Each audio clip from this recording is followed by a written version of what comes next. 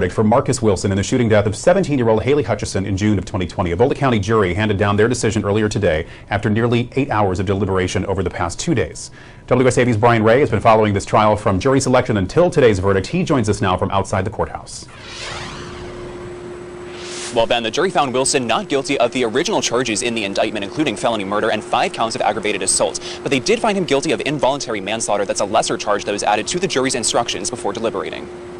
Haley had a very loving family. She was very much loved. She was so special to us, and not a day goes by that we don't think about her, and she will forever live on in our hearts and in our memories. Haley Hutchison's mother, Allison, says her family has been waiting more than 2 years for justice in her death and feels they got it Wednesday afternoon. What Marc Wilson did was a crime, and we hope this will be a message to others in the community that you can't take the law into your own hands and just shoot people like this. And what he did was wrong, and we're just very grateful from the bottom of our hearts. It's also an emotional day for Marcus Wilson's family, crying as a guilty verdict came in shortly after 1 o'clock Wednesday. The state argued Wilson's use of force was not justified, while defense claimed Wilson fired his gun in self-defense. Marc Wilson, if he had presented as a white man, and if those occupants of that truck were black, Marc Wilson would have been given a medal and not a prosecution. Both defense and the state agreed to add the lesser charges, something prosecutors say was done to give the jury more options. But defense attorneys say their request to also add a misdemeanor involuntary manslaughter charge was denied. We think that if that option had been included, as we asked and insisted, that this jury would have found Marc guilty of the misdemeanor version of manslaughter. He would be coming home. And he'd be coming home. Wilson is now in the custody of the Boulder County Sheriff's Office. In Georgia, involuntary manslaughter carries up to 10 years in prison. Wilson is scheduled to be sentenced on September 20th.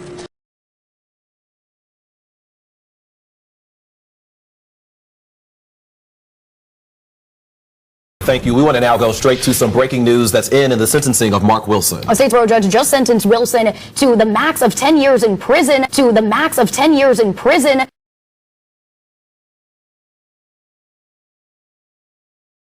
In the shooting death of Haley Hutchison.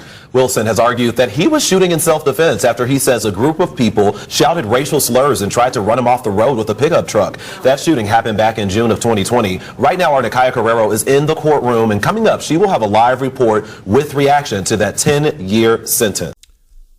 I want to give all the praises and the honor to Yahweh, Bahashem, Yahweh Shai, Bahashem, Recha HaKwadash, and double honors to the elder apostles and the bishops of Great Millstone. Honors as well to you, brother, and your fellow believers of this truth, and shalom to the elect. So anyway, I got this story from this guy called Taylor House Publishing, right? He opens up by saying the Most High, so he must know he's an Israelite. So anyway, just want to touch on this story.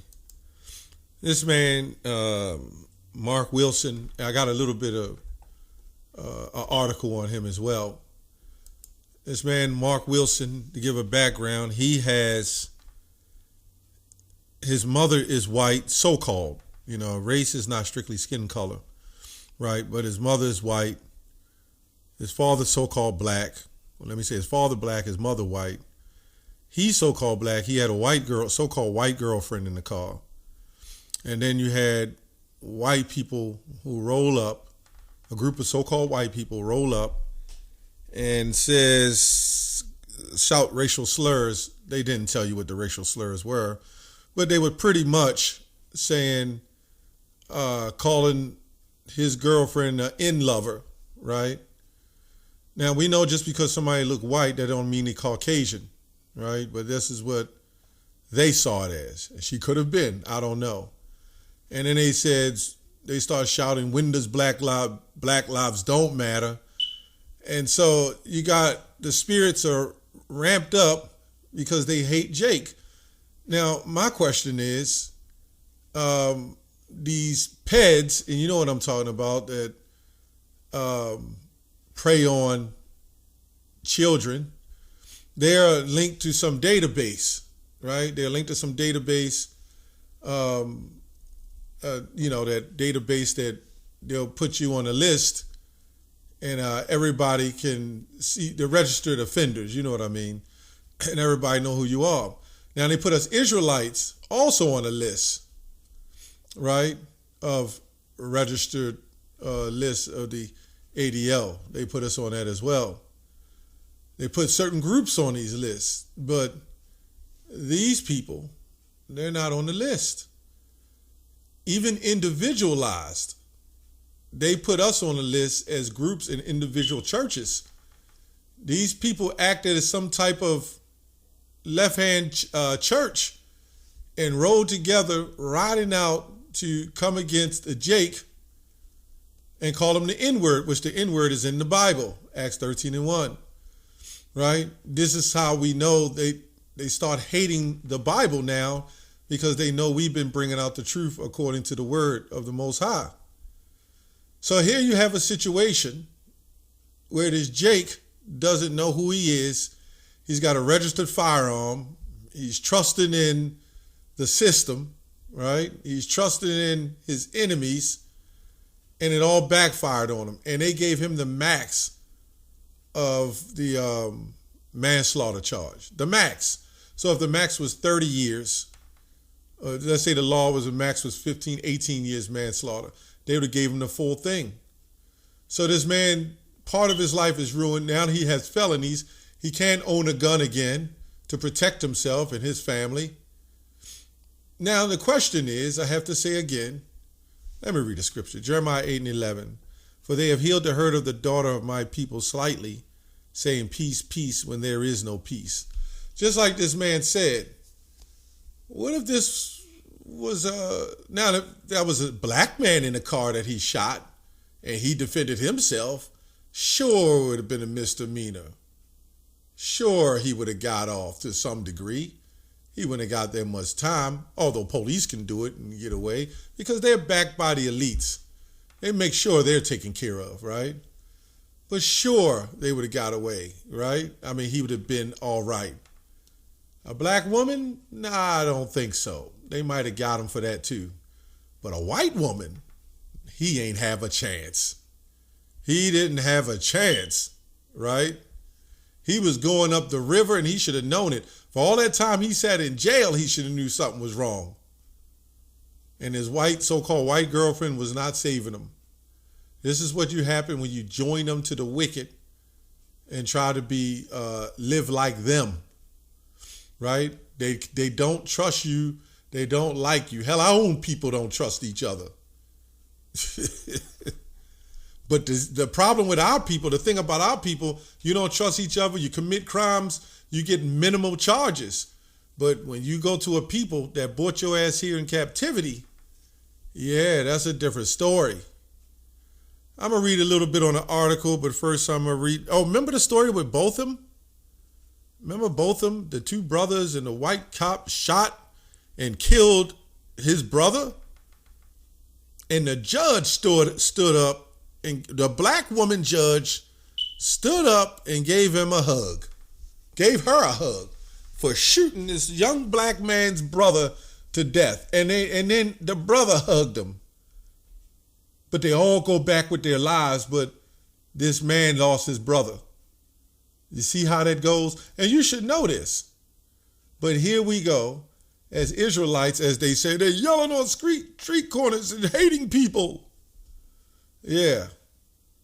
Where you at? Where are you black Christians at now?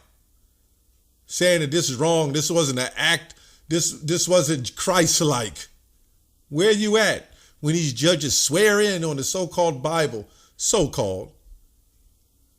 Anyway, Deuteronomy 28:44. He shall lend to thee, and thou shalt not lend to him. Right? He shall be the head, and thou shalt be the tail. Right? And so we see that you got to go to the bank and get a loan, right? And he will lend you money and you got to pay it back in interest. And we do know with the small hats, J's, cheap suits, you look it up in the online etymology, and it actually means extortioner. I'm surprised they left that in there. Go to online etymology and look up that word with the ish on the end. And it'll literally say extortioner. So you see what that is? So this man thought, just like the other cop shot the Jake down there, he was registered to carry. The cop was banging on his door. He opened the door and said, hey, I have a firearm, and held his gun, and the cop blew him away. Jake's got to remember, you're not them. They don't like you. Remember that Sandra Massey who called on Jesus? the white cop blew her away.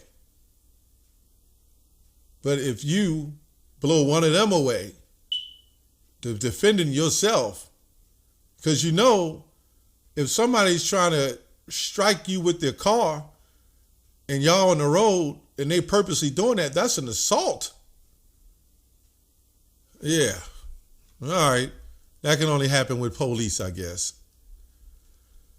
Let's get some more. And then I'll read a little bit of the comment. I didn't share my screen this time. And among these nations shalt thou find no ease, neither shall the sole of thy foot have rest. But the Lord shall give thee there a trembling heart and fail of eyes and sorrow of mind. And this is exactly why we say, who else fit these curses according to the Bible? We don't see those people in that land going through this stuff. In fact, they're torturing other people, right? But not them. We have Trump, who's in office, who's a felon himself. You have Biden that pardons his son, which I understand that. Who wouldn't? But here you see such a corrupt government, right, that can do whatever they want to do. The police does what they want to do. And when you try to stand in some form of defense of justice, then your life is snuffed from you. That's crazy. Let's read a little bit of this commentary. It says, what comes down to the choices, and I would tell Mr. Wilson the same thing, would tell any other person who have any other color in his circumstances that has made a bad decision. I don't know how it's made a bad decision. Now, even though you haven't addressed the court directly, I believe that what you feel so, that is to your credit, Thompson said, right? Wilson fired several shots from a 9mm handgun, right, while driving his Ford Fusion, accompanied with his girlfriend, Emma Rigdon. So you saw in the clip where the heavy-set, big white woman said, you can't take the law in your own hands, but they're not telling other people stop breaking the law. Their own family was out breaking the law, right? But then you tell him not to take the law into your own hands. Anyway, let me see if I'll get to the point. I want to get to the point of in this ordeal. It says, during the trial and his earlier hearings, Wilson's attorney argued that the teenagers in the truck, particularly the three young men, initiated conflict, shouting racial slurs, gesturing, swerving into his lane after mistaking Wilson, right, who identifies as biracial. There we go. No such thing as biracial, by the way. You are your father. Just like that the other bi word. You know, man, if you a man and you like other men, you still what it is. You just a man that like other men that still lay with women, but you still what you are. This is the confusion of Babylon, right? So, there's no such thing as biracial, by the way. Two races. It don't work that way. It's of the father. That's the lineage, the XXYY, how the child is determined what the sex is from the father. Right. Anyway, and Rigdon, who is white, for another interracial couple, right? The two young men from the truck who testified, the driver Mason Gilson had passenger and Ashton Duloch, acknowledged that they had been drinking, although all were underage at the time. Let me go on down here. It's not much on here, but I got the pretty much the story of what actually happened. Jake brought it out on his channel, and I just wanted to read a little bit of it, you know, to bring more clarity. But the bottom line is, it was saying things about Black lives don't matter,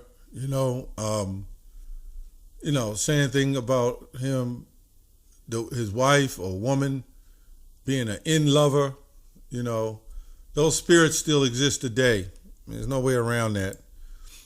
Let's go to Jeremiah 10:1. Hear ye the word which the Lord speaketh to you. No, that's not it. What's that one? Let me look that up. Jeremiah. Is it Jeremiah 1? Hold tight. Let me see what that really say.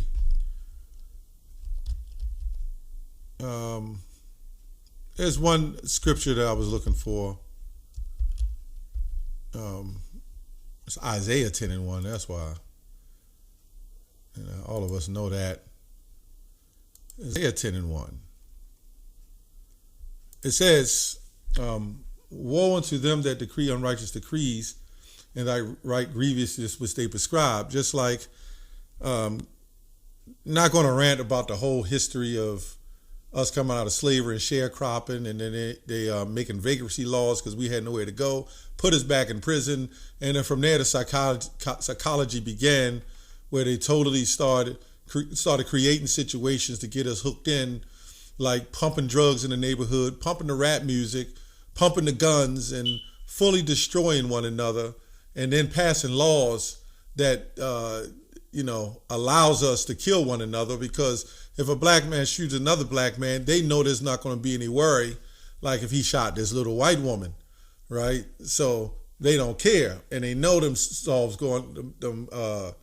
those things go unpunished. So when you get the powdered cocaine, right, that's all right for the white community, right? But the crack cocaine, right, they pass laws in college. Just some examples. They pass laws in all the colleges federally that if you're on a tuition and you get caught with drugs, your grant is revoked. But meanwhile, the rich white kids that's in the colleges, they're not looked to as being drug addicts and drug users. So number one, they hardly get caught, and if they do, it don't bother them, because their daddy's money is what brought them and allowed them to stay in college. But anyway, I'm gonna wrap this up. This is Psalms 118:8. It is better to take refuge in the Lord than to trust in man.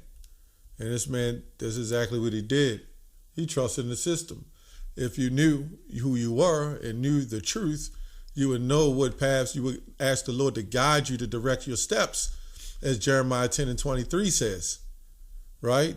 Sirach 12:10, never trust thine enemy, for as iron rusteth, so is his wickedness. So you can't trust him. He's an enemy. He's always been an enemy, right? And he doesn't love you. Again, the whole point of the story, right, or what I'm bringing out, is the fact that we prophesy against the wickedness, and the scripture says this is not your rest.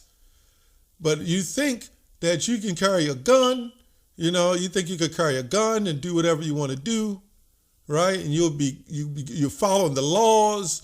The gun. What is the use of having a gun if you can't protect yourself? So now you got to think. For certain brothers that's walking the path, you got to think before you jump in and just go shooting. If that's the case, I don't know brothers' lifestyles. Some people have guns. Some people have protection.